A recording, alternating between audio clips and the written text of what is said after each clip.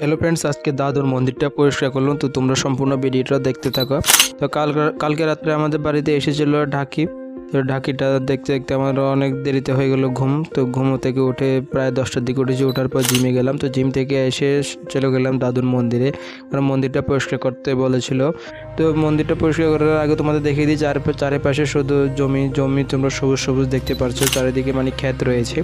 তো নালি থেকে জল আনতে, ওই পিছনে দেখতে পাচ্ছ একটা নালি রয়েছে, মানে নালা, মানে নদীর মতোই। ওই নালা থেকে জল এনেছি, এনে মন্দিরটা পরিষ্কার করব। তো এই মন্দিরটা পরিষ্কার করার মানে আগে একটা কথা বলি, এই মন্দিরটা প্রায় আমাদের বাড়ি থেকে অনেকটা দূরে, প্রায় বলতে গেলে 10 থেকে 15 মিটার হবে মন্দিরটার দূরত্ব। প্রায় একদম জমিনের মাঝ বরাবর রয়েছে, রাস্তা রাস্তা থেকেও দেখা যায় এবং বাড়ি থেকেও দেখা যায় মন্দিরটা।